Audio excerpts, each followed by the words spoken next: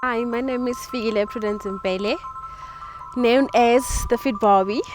I am from Standard 10, small town in Mpumalanga, and currently residing in Witbank. Taking charge for me means taking ownership of what you're doing on a daily basis, taking charge of your life, your body, your mind, your health. So taking charge for me is just not just in one category. So I will just say that it's just doing all you can into overcoming that goal that you want to meet. I remember moments in my life where I couldn't take charge, and it just takes me back to the part where I was abused by my former boyfriend for 4 years. In those times, I will say that I was controlled to a point where I couldn't have a say or any opinion about my life, about anything that I want to do regarding my career, regarding the work I have to do, regarding anything that you can think of. So during those times, I will always find myself in the deep. I could not pick myself up. By doing that, he will actually feed off that. He will feed on my weakness. He will see that Fikile is not weak, Fikile is not thinking clearly. So he will use that on his power to control, to abuse, and do a lot of things that I wouldn't think do really exist into this world. So finding myself in that moment was very, very a bad experience for a young woman like me, because I was just coming into my high school, finding my feet, trying to get a job, because it was very straining in a point where it was straining me physically and mentally. Mentally, I could not think, I could not do anything for myself, in a point where he had to do decisions for me. He had to tell me to do this and that. And that time or that phase in my life, thinking about it, it just makes me realize that we have a power to give a person. We have a power to give a person to control us, to hold us against ourselves. And I let him do that. And it's sad as a young woman who should be focusing on his career, his dreams and stuff like that. But I was finding myself having to also control his emotions, control him, control his mindset, because you were not safe. Having an abusive boyfriend or abusive partner is a very scary experience, because when they're in that zone, you have to be the pillar for them whilst trying to protect yourself, whilst they're not protecting you. So you're in a state of a mind where you don't know if you're doing the right thing or you're doing the wrong thing. Half the time you think, no, this is love, this is what I want, this is what is good for us.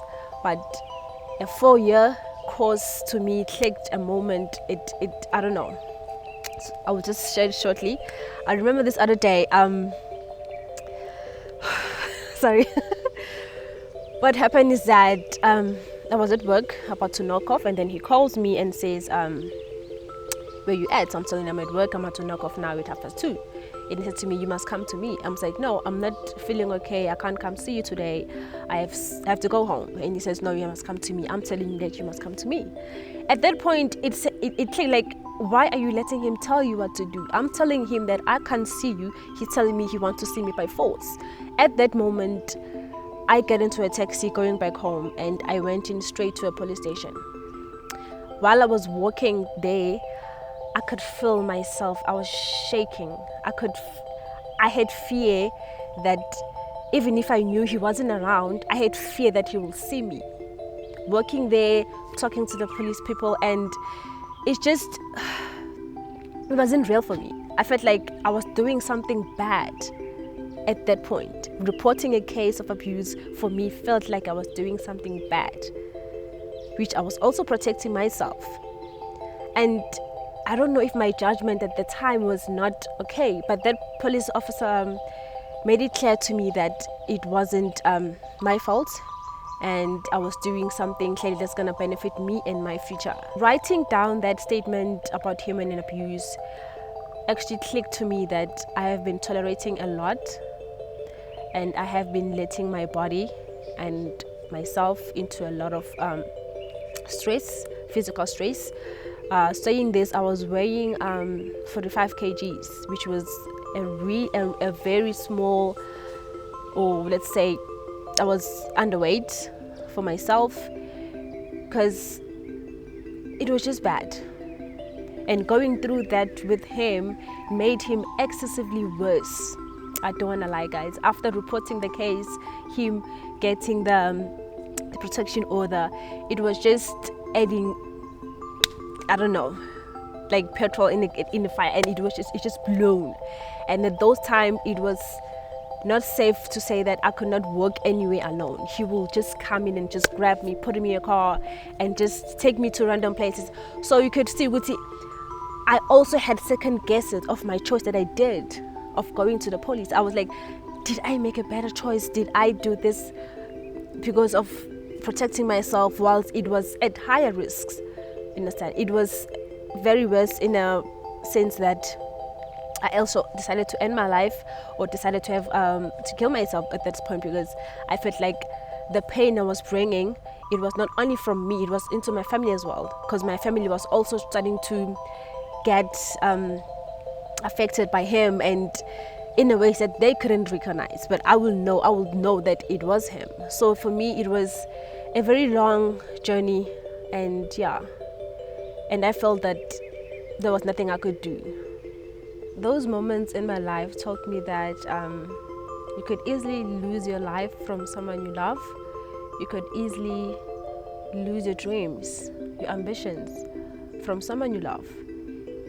And life is too short that if love is gonna save us, then for me, it wasn't a savior. I had to save myself. I remembered who I was, I remembered what I wanted. And at that moment, it taught me, or it came to me, or it clicked to me that, no, girl, you have to wake up. You have to be the source of motivation. You have to be the sort of support that you need, that you don't get. And to me at that time, that's all that I needed. It taught me real hard. Those moments taught me a real deal about everything. And I'm glad that I faced that, so that now I can have a clearer understanding about when it comes to love and abuse. And now I can clearly see that this is not love, this is abuse. And I could now say that I cannot be a victim again of abuse, but it's better to see the signs at the time and stop them. Do not let them run along, because they're never going to change, it's never going to happen. You have to take charge of yourself. You have to be selfish about yourself. You have to know that this is what I want and this is what I create about my life. So take charge.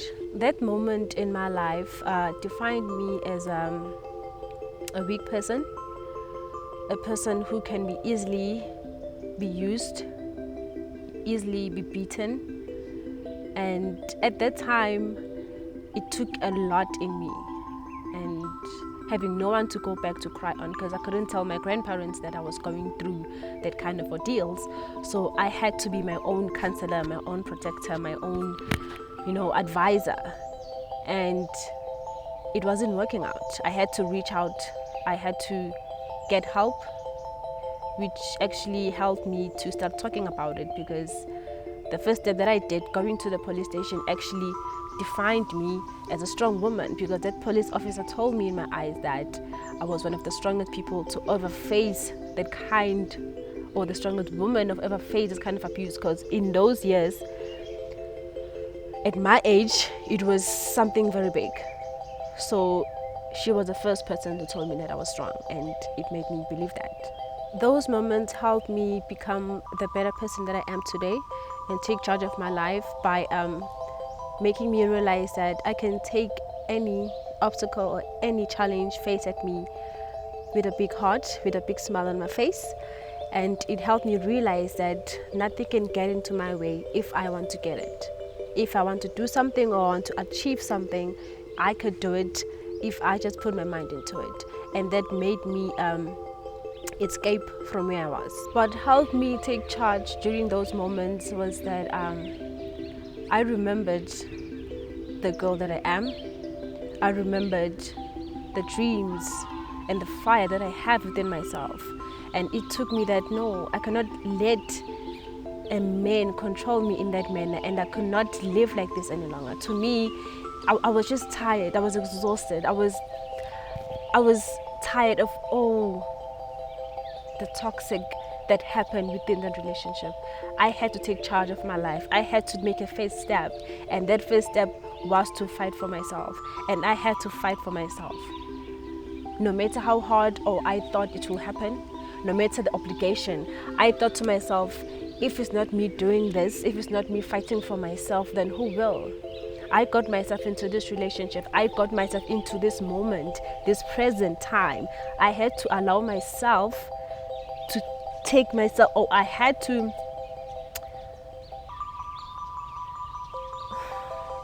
get it together, put my mind into it, and put a stop in it. And there was no one who could do that for me except myself. So me doing that made me realize that I actually did make things worse. But to me, it felt that I had to win. He could not win, I had to win. I had to do it for myself. Even if it means something else would happen to me, but I would have showed him, I would have shown to the world that I went down fighting, I went down, tried to get out of this whole relationship, this whole mess that I was in. How has taking charge impacted my fitness journey? I will say that it had helped me realize that I'm stronger, by saying so that whenever the time I'm at the gym, I just zone out. Me being at the gym helps me to overcome my thoughts. It sets my mindset on track, and it gets all that anger out of me, because I've been piling up a lot of anger within me. But the gym has been my second home, and by that I mean that it has been my supporter, my motivator, my strength that I've been needing all these years. And me being there, me working out all these years has just made me stronger. It has made me be a very determined little woman that I am, and helped me to strive into bigger things. As it is now, I mean, working in other things that I wouldn't think I would be doing in those years, in those moments, because of the way I was thinking. My mindset was not straight. I was not believing in myself. I was not allowing myself to believe that Fikile can do this, Fikile can be this and this. All I thought, all I known was being fearful, being scared, being controlled, and that made me weak, and I didn't like that. So today, with my strength, with the power and the love that I have for fitness, has me be healthy. I'm healthy, I'm active, and I'm striving, and I'm doing better. And that's just what I've been longing to have. I've been longing to do all these years.